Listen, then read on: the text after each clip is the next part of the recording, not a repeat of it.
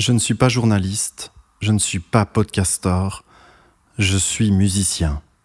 Un musicien qui a perdu l'inspiration depuis l'amorce d'une première rupture, il y a 3 ans.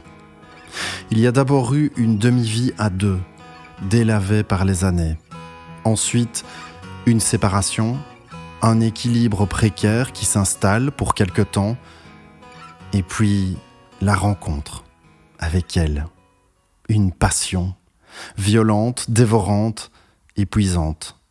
Une évidence, loin d'être évidente. Un tourbillon sans fin et sans fond. Une flamme qui consume tout sur son passage, trop vite et trop fort. Un jour, au détour d'une conversation, elle me demande pourquoi je ne compose plus. Mon puits musical n'a jamais été aussi sec. Quand même, je prends une guitare, je suis si heureux, quelque chose devrait bien en sortir. Et c'est... Rouge sang. Rouge sang. Je ne vais pas lui faire écouter ça. Rouge sang. Ce truc sombre, noir, négatif, comme elle dit pour qualifier ce qui ne lui va pas. Rouge sang. Seul, je m'extirpe parfois de brefs instants du tourbillon, avec la tête qui tourne, les crampes au ventre, les papillons du stress. Et j'y replonge de plus belle. Il ne peut pas en être autrement.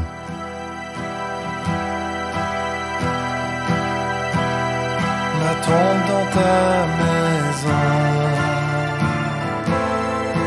Rouge sang.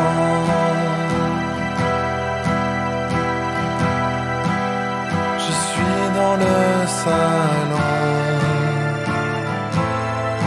Rouge sang. Deux cycles que la vie met face à face. Deux cycles que la vie met face à face.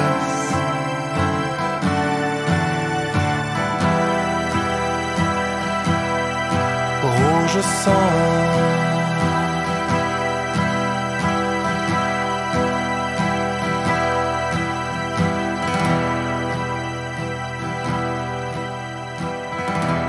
Une nuit, je rêve que je descends les escaliers chez elle.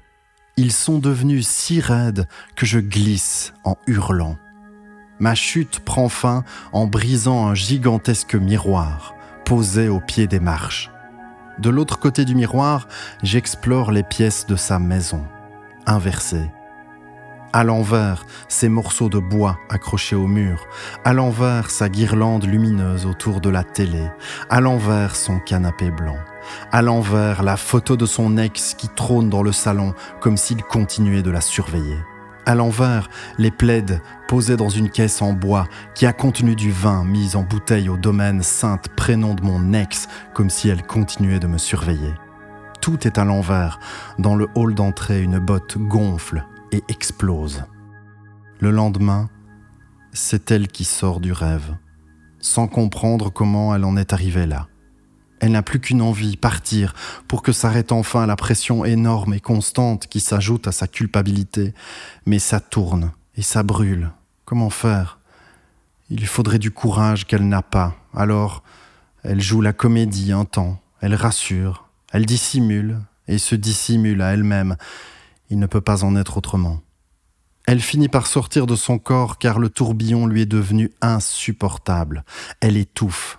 Alors, elle tire un rideau de fer et se cache derrière. Le rose devient rouge de colère, son visage se transforme. Je reste seul, assis sur une grosse pierre au bord de la mer, pour pleurer. C'est fini. Ses vêtements jetés dans un sac, un dernier baiser rempli de douleur, la voiture qui s'en va, de la tristesse, mêlée à un étrange sentiment de libération. Elle m'écrit « J'ai besoin d'être seule ». Je sais qu'elle m'envoie ça pour ne pas me blesser, mais ça me touche profondément. Elle n'a pas besoin d'être seule. Elle a besoin de ne plus être avec moi pour trouver son chemin. Elle conclut Tu m'as apporté beaucoup de force et de confiance en l'amour. 2 mois après notre séparation, jour pour jour, un livre laissé chez elle m'est rendu. Livre cruel qui semble dire « Coucou, tu penses toujours à moi, ne m'en veux pas ». Curieux que ce soit un livre qui me rende si difficile la possibilité de tourner la page. Mon puits musical est plein de larmes. Je me mets au piano et les notes reviennent. Oh, quel affreux manque quand tu es loin. Oh, quel affreux manque quand tu es loin. Oh, quel affreux manque, pense à demain. Oh, quel affreux manque, pense à demain.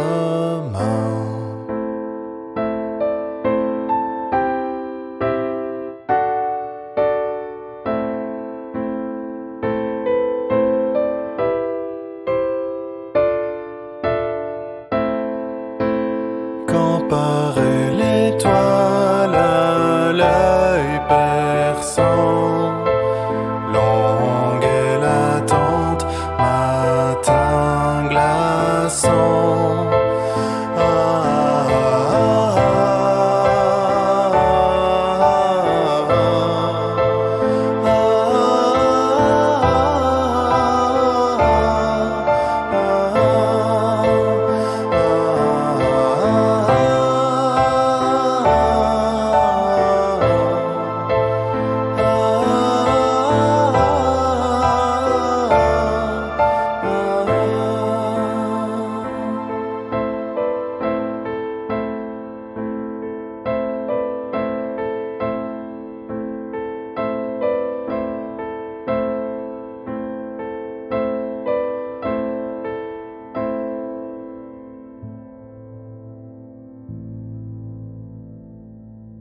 Plusieurs mois s'écoulent.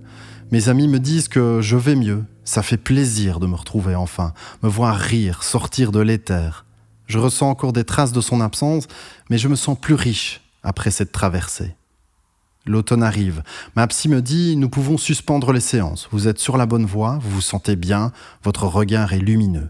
Vous n'êtes plus celui qui est entré dans mon cabinet en mai. Les épreuves vous ont nourri et transformé. » Elle a raison. Je vois enfin qui je suis, maintenant que le miroir est brisé, comme dans mon rêve. Ma dernière barrière est tombée. J'ai laissé derrière moi ma maison, mes rêves de famille unie, mes rêves de gloire avec la musique, mes fringues, mes certitudes. Il ne me restait que mes idées toutes faites sur l'amour que je traînais depuis l'adolescence, et elles ont été balayées. Le tourbillon m'aura finalement amené à trouver de l'amour pour moi-même, au gré de mes introspections. L'ironie, c'est que je suis devenu celui qu'elle aurait voulu que je sois. Mais sans cette rupture avec elle, je n'aurais jamais pu le devenir. Je ne suis pas devenu cette personne pour elle, grâce à elle ou à cause d'elle. Je l'ai fait pour moi et grâce à moi. Et sur ce chemin, mon inspiration est revenue.